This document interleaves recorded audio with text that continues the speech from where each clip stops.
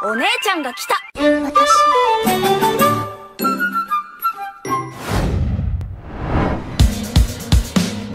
Well teman-teman, sesuai dengan kabar yang beredar sebelumnya, Sabtu malam kemarin 2 episode akhir core ketiga telah rilis secara bersamaan, yaitu episode 39 dan juga episode 40.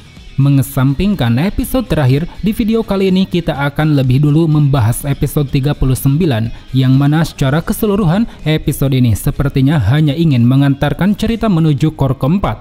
Secara dalam adegannya, tak ada momen klimaks yang terjadi, semuanya masih tampak abu-abu dan hanya menyajikan pertemuan para karakter yang nantinya akan bertarung habis-habisan.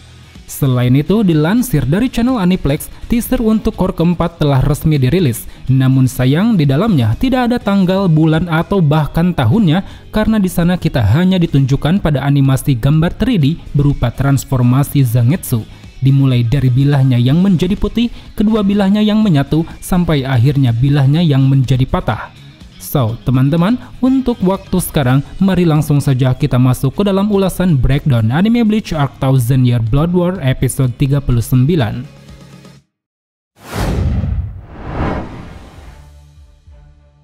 Episode 39 mengadaptasi 5 chapter sekaligus, yaitu dari chapter 655 sampai dengan chapter 659. Mengambil judul di chapter 660, episode ini berjudul Jawaban yang Terlihat. Kemungkinannya merujuk pada Almighty Yugram yang bisa melihat dan mengetahui pengkhianatan Uryu Ishida di akhir episode.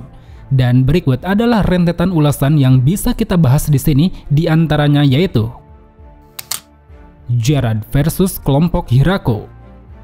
Episode ini dibuka dengan sampainya kelompok Hirako ke markas utama Yuhava, yang mana di momen inilah Gerard Valkyrie muncul dari arah langit dan menghadang mereka semua.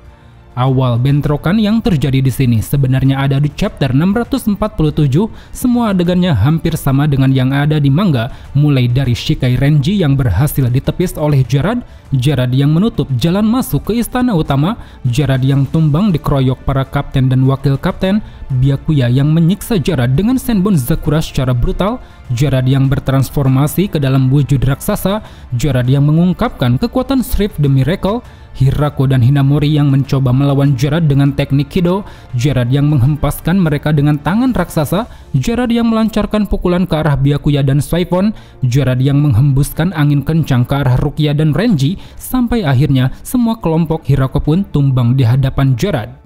Dari semua adegan yang disajikan, ada beberapa hal yang dibedakan dari mangganya. Salah satu contohnya yaitu Abare Renji yang sebelumnya mendapat peran dalam pertarungan melawan Ishida. Terlihat setelah kekalahannya melawan Ishida, dia ditolong oleh para anggota Five Sword seperti Lisa, Hiyori Love, dan juga Hachigen, dan berkat pertolongan mereka lah saat ini Renji pun bisa kembali ke dalam pertarungan untuk membantu para kapten melawan Gerard Valkyrie.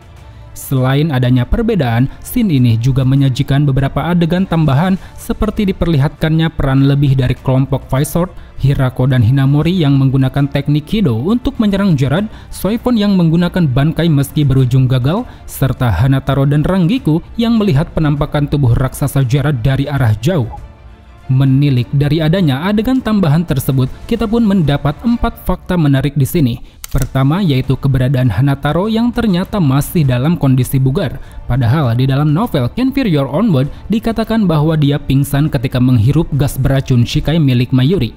Kedua yaitu fakta mengenai Hirako yang sangat terampil menggunakan Kido ternyata benar. Tidak tanggung-tanggung, di sini teknik yang dia gunakan adalah Hado nomor 91 Senjuko Tentaiho, sebuah teknik Hado tingkat tinggi yang sempat Urahara gunakan untuk memuluskan penyegelan Aizen.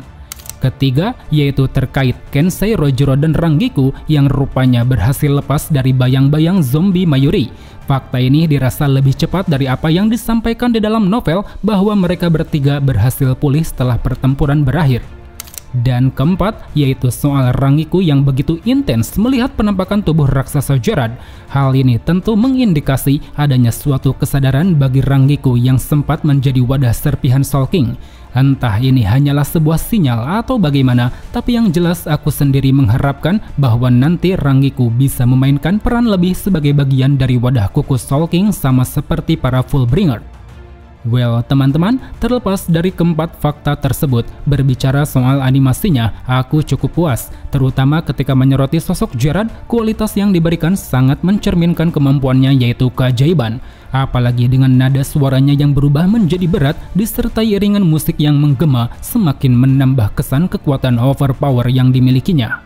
Salut sih, meski scene-nya terlihat buru-buru, tapi di sini pihak studio berhasil menghilangkan kebiasaannya yang buruk dalam menggarap objek-objek raksasa, yang mana biasanya objek raksasa sering mereka garap dengan penuh efek CGI. Askin versus Yoruichi Shihoin. Sebelum bentrokan satu ini terjadi, kita diperlihatkan dulu pada Askin yang telah berhasil menumbangkan Ichigo, di mana saat itu dengan dosis racun miliknya, Askin mampu membuat Ichigo terkapar seolah-olah tubuhnya menjadi gepeng. Rentetan adegan yang ditampilkan di sini kurang lebih sama dengan apa yang terjadi di manga, seperti Askin yang menjelaskan latar belakang para Shoes Devil, Inoue dan Sado yang datang untuk menyelamatkan Ichigo, mereka berdua yang malah terjebak ke dalam kolam beracun milik Askin, kemunculan Yoruichi yang menyelamatkan mereka bertiga, Askin yang menjelaskan kemampuan Shrift the Death Dealing, Yoruichi yang langsung menggunakan Shunko Raijin Senkei, Yoruichi yang menyuruh Ichigo, Inoue dan Sado untuk segera pergi, Askin yang ternyata masih bisa selamat dari petir Shunko Yoruichi, kemunculan adik Yoruichi yaitu Yushiro Sakimune, Yushiro yang segera melancarkan serangan Shunko apinya ke arah Askin, Askin yang berhasil selamat meski sekujur tubuhnya gosong, sampai akhirnya Askin yang berhasil menumbangkan Yushiro dengan menancapkan 3 anak panah Reishi. Melihat semua adegan yang ditampilkan, terdapat ungkapan menarik yang bisa kita bahas di sini, yaitu perihal Askin yang menjelaskan latar belakang para Shoes Devil selain dirinya. Penjelasan ini sebenarnya sempat aku bahas, seperti Lille baru yang berperan sebagai pemimpin Shoes Devil, dia adalah Quincy pertama yang dianugerahi kemampuan Shrift oleh Yuhava sehingga membuat posisinya sebagai pemimpin tidak terbantahkan. Sementara untuk Gerard dan Pernida, mereka adalah organ tubuh Soul King, Gerard sebagai jantungnya dan Pernida sebagai tangan kirinya. Mereka berdua merupakan Quincy spesial yang diberi Shrift oleh Yuhava berdasarkan kekuatan yang sejak awal mereka miliki. Merujuk pada penjelasan tersebut, jujur aku sendiri masih bingung kenapa Pernida dan Gerard disebut sebagai Quincy yang diberi Shrift oleh Yuhava berdasarkan kekuatannya sejak awal. Bukankah semua Quincy memang berlaku demikian, di mana kekuatan dasar Shrift mereka sudah ada sejak lahir dan dipicu bangkit oleh darah Yuhava? Untuk menjawab hal itu, aku pun berasumsi bahwa Gerard dan Pernida sudah mampu mewujudkan kekuatan Shrift-nya dari dulu. Entah itu kemampuan keajaiban yang dimiliki jantung Soul King maupun kemampuan evolusi yang dimiliki tangan kiri Soul King. Jadi dengan demikian, ketika Gerard dan Pernida diberi Shrift oleh Yuhava, tujuannya bukan lagi untuk membangkitkan kekuatan, melainkan untuk mengikat darahnya dengan Yuhava. Itulah sebabnya lengan kiri Soul King yang awalnya ditugaskan Uchibe untuk menyegel Almighty kini bisa berada di pihak Quincy, yang mana hal itu pun kemungkinan besar juga berlaku pada Gerard yang sudah terpengaruh ke dalam ikatan darah Yuhava. Terlepas benar atau tidaknya asumsi tersebut menyoroti pertarungan Askin dan Yoruichi, aku sangat kagum dengan aktivasi perubahan Yoruichi ke dalam mode Shunko, di mana perubahannya terlihat sangat elegan dan begitu eksotis. Apalagi scene pertarungannya juga dinilai luar biasa, meski terlihat sangat singkat, tapi setidaknya itu sudah cukup untuk menjelaskan betapa hebatnya kemampuan adaptasi The Death Dealing milik Askin. Status keberadaan Mimihagi.